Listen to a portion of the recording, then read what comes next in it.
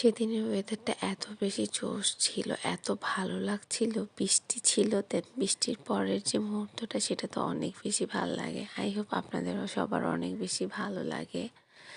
এই ভিডিওটা আসলে প্রায় 3 মাস আগে করা, যখন আমরা টেকনিক্যাল কলেজে গ্রাফিক্স ডিজাইনার ট্রেনিং করছিলাম। তখনকার আসলে আমি তখন ছোট ছোট কিছু ক্লিপ নিয়ে রেখেছিলাম, যাতে আমার পরবর্তী সময় ভিডিওটা অ্যাড করতে অনেক সুবিধা হয়। কারণ আমরা তো 3 মাস পর চলেই যাব, সেই চিন্তা করে আমি করেছিলাম। তো এরপরেই তো বাসা থেকে চলে এলাম, আর ওই দিন বেশ বৃষ্টি হয়েছিল। বৃষ্টিতে কিন্তু ওয়েদারটা খুব ভালো লাগছিল। এরপরে আমি আর আপু চলে এলাম কলেজে। আর এই কলেজে সিঁড়িতে উঠতে উঠতে এত বেশি পা ব্যথা হয়ে যায়, কি বলবো। এটা আমাদের কম্পিউটার ডিপার্টমেন্ট, এখানেই গ্রাফিক্স শেখানো হয়। আর আমাদের কোর্সটা ছিল 3 মাসের। তো প্রতি 3 মাস পর পরই এখানে ট্রেনিং প্রত্যেকটা নতুন ব্যাচ নেওয়া হয়।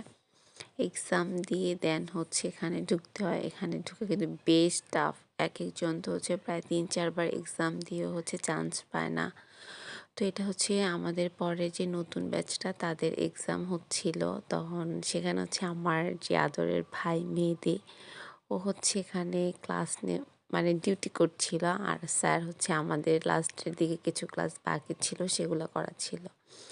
আর এই যে মোমো আপুকে স্যার এখানে একজন টিচারের দায়িত্ব দিয়েছে। সে স্যার একটু অন্য কাজে বিজি ছিল, সেজন্য যার যেখানে সমস্যা সেখানে একটু আলোচনা করার জন্য বলেছিল আপু, কারণ আপু অনেক ভালো পারে। এরপরে আপু আমাদের সবাইকে ঝালমুড়ি খাইয়েছিল, কারণ সবারই সেদিন লাস্ট ডেই ছিল সম্ভবত, মানে অফিসিয়ালি লাস্ট ডে ছিল, বাট তারপরেও যেহেতু আমাদের এক্সাম হতে অনেকটা দেরি লেট হয়েছিল, তো সেজন্য মাঝে মধ্যে দেখা হতো সবার সাথে। তো অফিসিয়ালি যেহেতু লাস্ট ডে ছিল, সেদিন আপু সবাইকে ঝালমুড়ি খাইয়েছিল। আর এখানে আরেকটা ভাইয়া, সে অনেক ভালো এক্সপার্ট। সে ক্লাস নিচ্ছিল, বুঝাচ্ছিল কার কোথায় গ্যাপ আছে। আমি কিছুই পারি না আসলে, আমি কিচ্ছু পারতাম না। আমি তো পেছনে বসে বসে দেখছিলাম, আর এদিকে ভাইয়া ক্লাস নিচ্ছিল, আর আমি কি করছিলাম আসলে, আমার ক্লাস করতে একদম ভালো লাগছিল না। তো এরপরে ক্লাস শেষ করে আমরা রাবার জাম, যে আমাদের কলেজের পাশে, সেখানে একটু ঘুরতে বেরিয়েছিলাম। ভাবলাম যে সবাই বসে একটু চা খাই, কারণ এরপর তো আর কখনো সবার সাথে দেখা হবে না। দেখা হলে হয়তো একজনের সাথে রাস্তাঘাটে দেখা হতে পারে।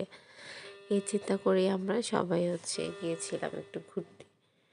তো এরপরে এদিকে আপু, আমরা সবাই পানিতে নামবো, বাট অনেকে, আমার বোন সে এত ভয় পায়, সে তো নামতেই চাইলো না, নামেনি।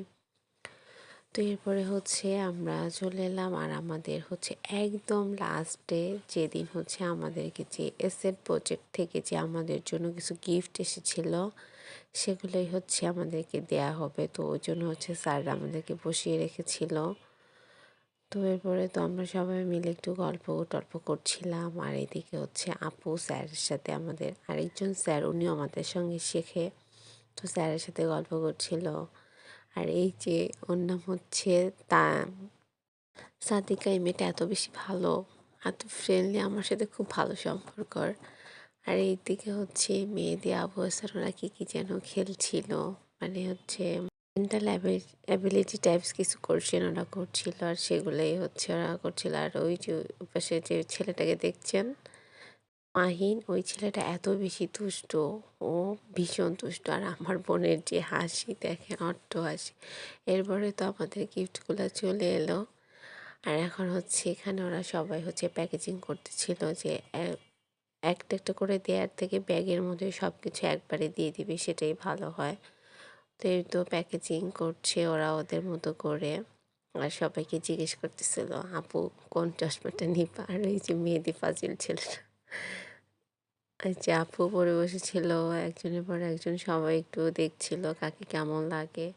আর এখানে যেহেতু আমাদেরকে সাইন করতে হবে যে কে কে পেয়েছে, কারণ অনেকে আসেনি সেদিন, তো যারা নিয়েছে তারা একটা সাইন করে দিবে, আর যারা নেয়নি তার, এই যে আমাকে আমারটা দিয়ে দিচ্ছিল মেহেদি, এত কিউট, এত ভালো, ও তো আমার ছোট ভাই, ওকে তো আমি ছোট ভাইয়ের মতোই আদর করি। আর ও আমাকে বড় বোনের মতো অনেক বেশি সম্মান করে।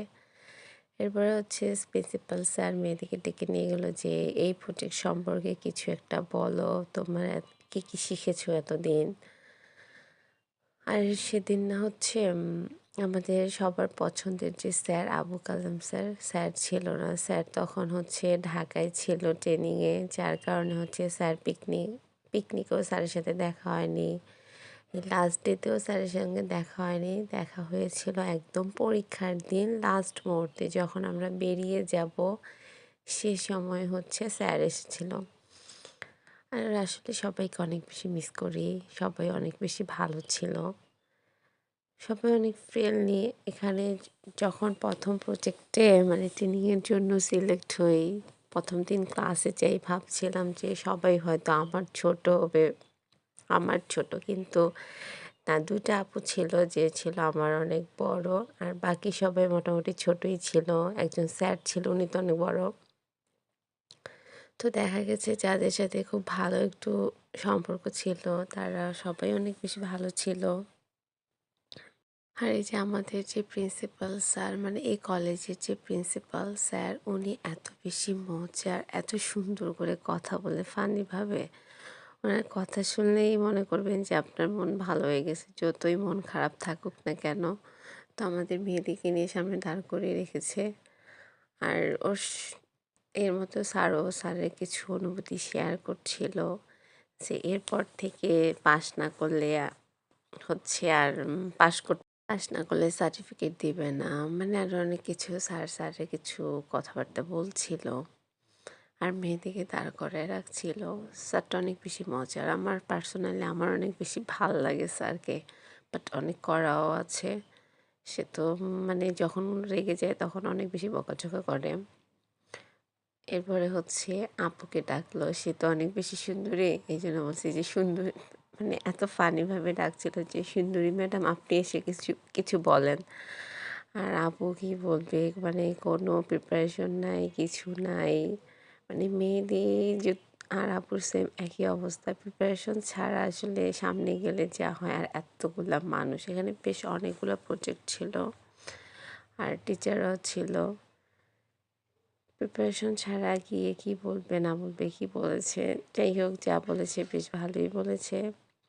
তো আজকের মতো এ পর্যন্ত।